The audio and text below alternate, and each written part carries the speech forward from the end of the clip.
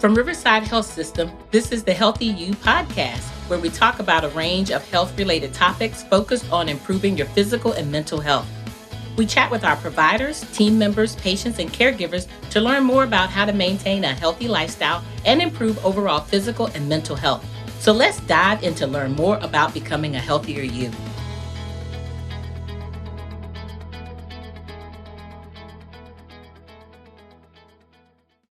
Alrighty, I am really excited to have with me today in the Healthy You studio for this episode of the Healthy You podcast, Dr. Lindsay Borden. Dr. Borden is fellowship-trained gynecologic oncologist with partners in women oncology. That was a mouthful. This episode, we're going to be talking about and understanding more about GYN cancers, insight into ovarian and cervical and endometrial cancers. So thank you for joining us. We're so excited to have you. Thank you very much. You're welcome. Dr. Borden, tell me a little bit about why you pursued a career in medicine, and then more specifically as a GYN oncologist. I pursued medicine to take care of people. I really always loved taking care of people throughout high school and college, and I knew OBGYN fit as a career because it focused exclusively on women's health, and that was very exciting to me to focus on somewhat of a marginalized population. And the patients in GYN oncology were who kind of stole me away from general OBGYN and their relationships with their oncologists. So they encouraged me to subspecialize. Okay, well, thank you so much for your commitment to women's health and such an important topic and aspect. I wanted to talk a little bit more about ovarian cancer, just because it's so hard to detect sometimes and often diagnosed in late stages. Can you talk to us a little bit more about why that exists? Yes, so ovarian cancer is a cancer of the ovaries, which is generally found in postmenopausal women, usually about the age of 60. So your ovaries should be about the size of a large marble at that age, and they can enlarge up to kind of any size. And the reason it's so hard to detect is the symptoms are very vague. So you might have nausea, vomiting, a little bit of bloating, or changes in how much you can eat. And these symptoms are all develop slowly over time, and they mask themselves as commonly a GI issue. And so it can take a while to be diagnosed. Okay. So, going off a little bit here, I'm really passionate about disease prevention and health promotion. So what do you think is one of the main things that women should focus on to support early detection? I know for me, having a strong relationship, not only with my primary care, but my GYN doctor, and doing those routine checks. Exactly. So we recommend a yearly exam with a gynecologist to look and feel. And your gynecologist may know your body better than others and may notice changes over time that would otherwise kind of may mask themselves. And so having a strong relationship, either with primary care or especially a GYN, can help identify these things a little earlier. Okay, very good. I know for me, in conversation with women, there's sometimes this misunderstanding that after you're beyond the childbearing age, or if you've had a partial hysterectomy, which your ovaries can be left intact, that you don't need to have those screenings. You want to talk a little bit more about that? Yes, so pap smears and a general exam are very different, and people often confuse the two. But a pap smear is a specific screening for cervical cancer, and we'll talk about that a little later. Okay. But a pelvic exam can just look and feel for the other organs, and like you said, your ovaries can be retained after a hysterectomy, and so it's important to have those examined, and really the only way you can do that is with an internal exam. Okay, great, thank you. So we're going to dive into a little more detail. So we're familiar with mammograms and colonoscopies for coloscopies. Am I saying that right? Coloscopies. Colonoscopies. I'm not saying that right, and I am a nurse. Colonoscopies for breast and colon cancer. But how do you screen for ovarian cancer specifically? So unfortunately, there's no screening for ovarian cancer, but typically, again, these are found on exam, that you may find a mass or something abnormal on exam with your gynecologist or PCP, and then they typically order imaging after that. Yes. I think there's so much communication around time frames for your mammograms, time frames for your colonoscopies, and things like that. And what I don't hear a lot about is, the screening and time frames to early detect these types of cancers. Exactly, and so I would recommend a yearly exam, and this includes a speculum exam or an internal exam. Okay, and you mentioned a little bit about some of the symptoms that women may experience. I always say, if you don't feel like yourself, if something doesn't feel different, if something feels different or you're just not yourself, that you should explore those things a little bit further. Because sometimes, to your point, those symptoms mimic like GI symptoms. Women may think, oh, I may be pregnant, but they would follow up from that perspective. Any other things that you want to highlight just from a symptom perspective? I think exactly that the changes over time are really what we're looking for, and so people can kind of ignore one episode of nausea or a meal that didn't sit quite right. But I think anything that's persistent over the course of a month really should be brought up with a doctor. And I think the symptoms of bloating and the changes in how you feel full after a meal are really some of the things you can look out for. Okay, that's good. That's really good stuff there. So can we just talk a little bit more about comparison? We're talking about cervical cancer, which is unlike ovarian cancer and typically seen in younger populations. I think our younger populations, and I was there once upon a time, we think we're healthy and we're not at risk for some of those things. And we may not always dig down into what our family history looks like, which could help us be on alert and start some of that early screening. Absolutely. So cervical cancer is the cancer of the bottom part of the uterus. So it's what's at the top of the vagina. And this is something that's easy to screen for with a pap test, but the trick is you have to get your pap smears and they have to be on a regular schedule. So this is another reason having a relationship with a gynecologist and making sure that you're up to date on those is so important.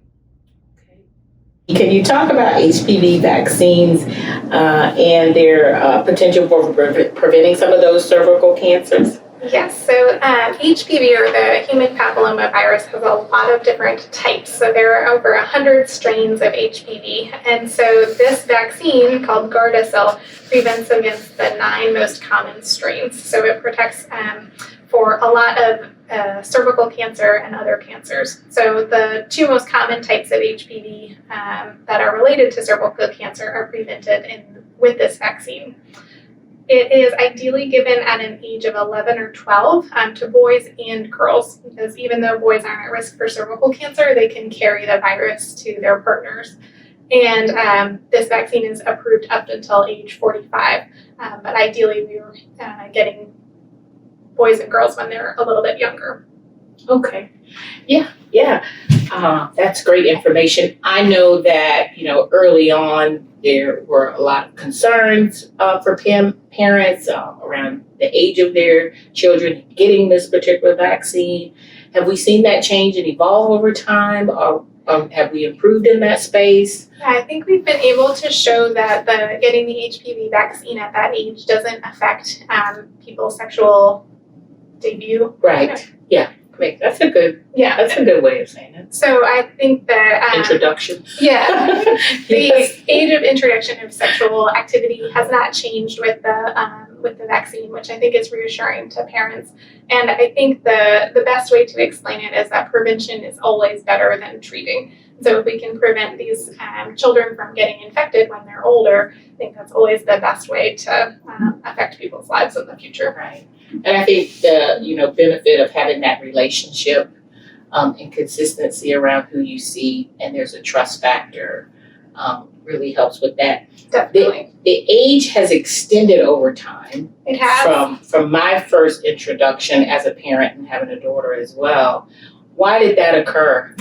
So we've shown that vaccinating even up to age 45 can prevent these other strains from HPV. So it doesn't protect you from the strains you've already been exposed to, but it can help protect against those other ones, especially the ones that go on to cause the HPV-related cancers. Okay, but once you're diagnosed as having HPV, will that help at all to get the vaccine after that, or how does that work? So it hasn't been shown to help the strains of HPV that you already have, but this is an area of an area of investigation. These are some big words we're having to go through, and they're long, like long syllables. This is an area exactly.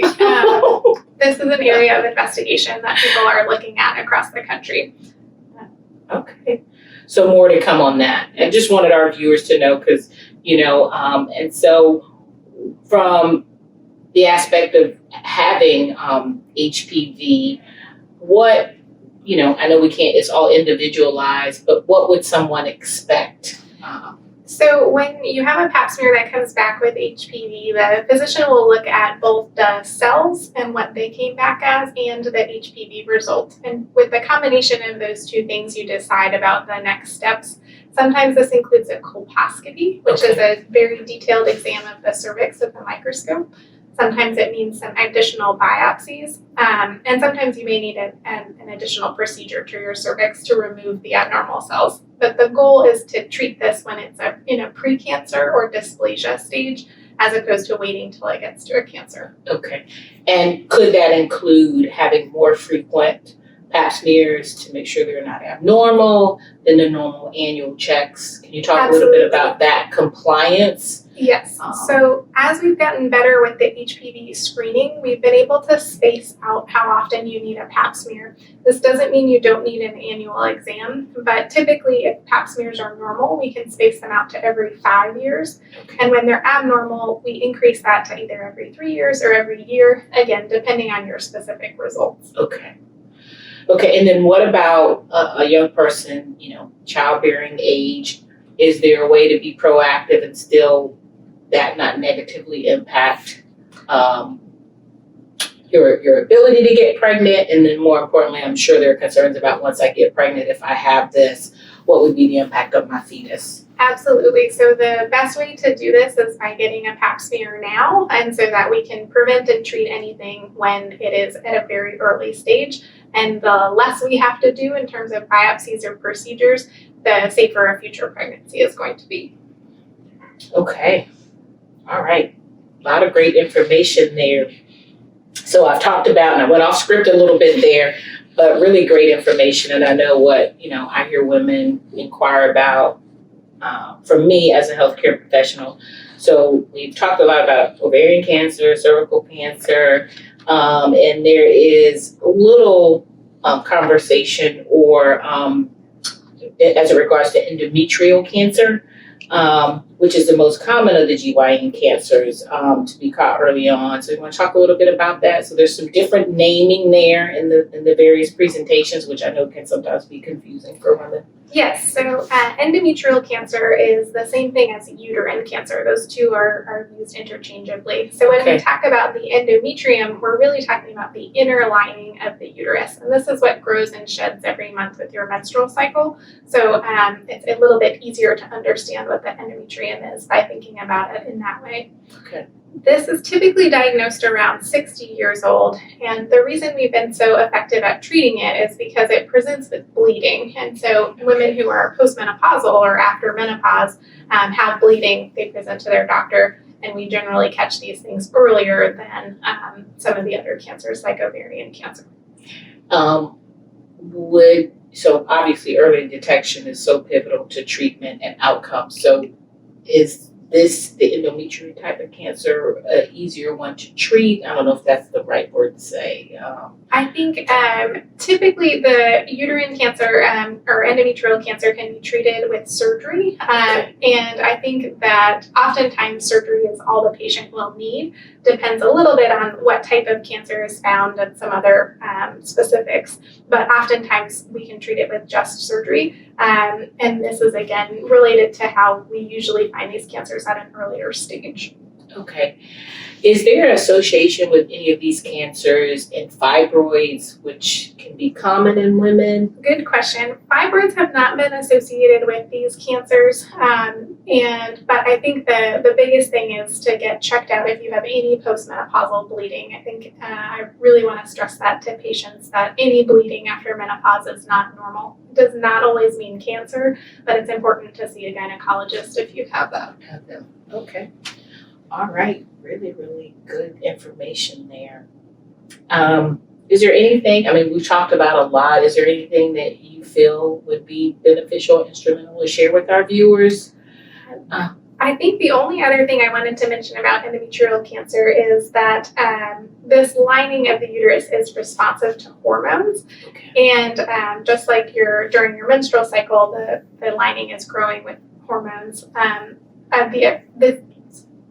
These hormones can be produced in other places in your body. Okay. And so one place that they can be produced is fat cells or adipose. And so with the increasing obesity, these cancers are being diagnosed more commonly. And it's one of the only cancers in the country that's increasing in its incidence. And so really want to make sure that people who are having abnormal bleeding get checked out and know that this is a possibility. Right. Every time I get my BMI where it needs to be, it changes.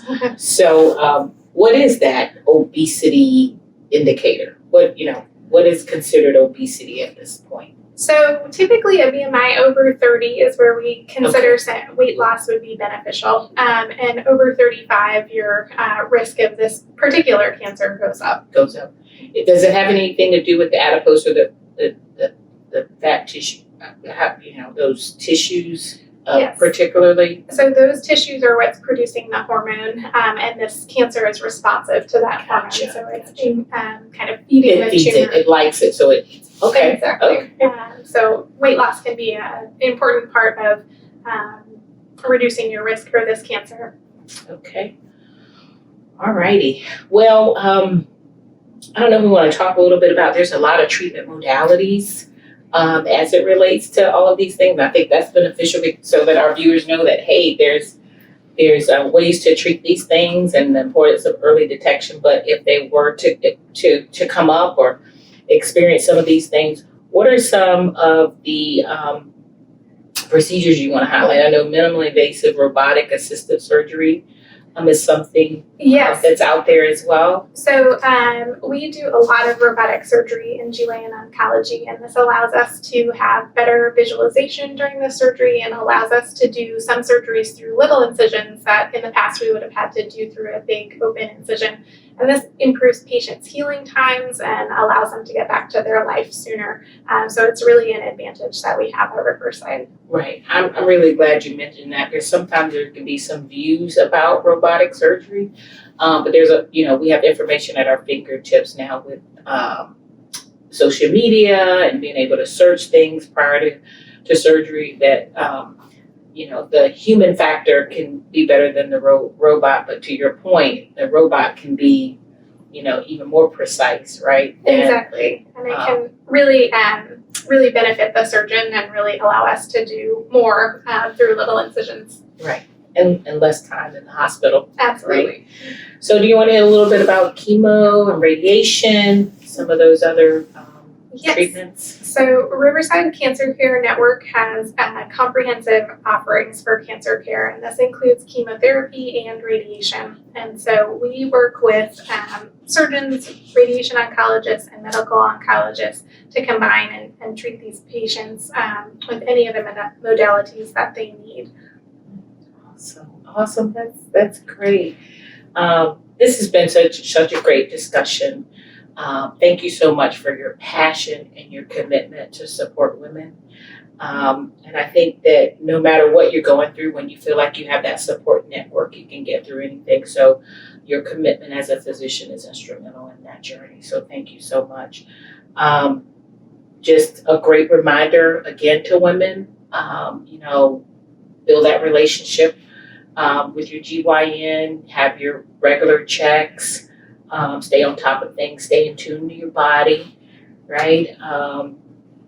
So anything you want to say before we wrap up, but just great information. Well, thank you for having me. And yes, I think I encourage women to get checked out if they feel like they're not getting the right answers, and to make sure that they have a gynecologist that they like and they trust to take care of them. Yes.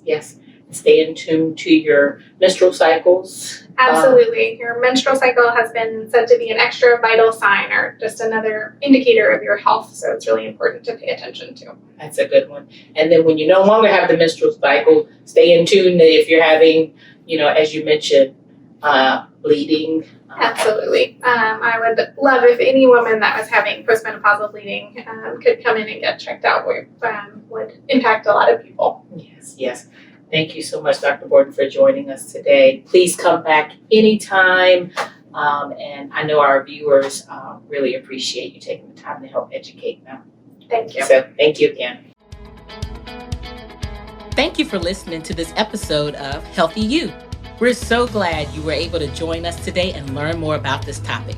If you would like to explore more, go to riversideonline.com.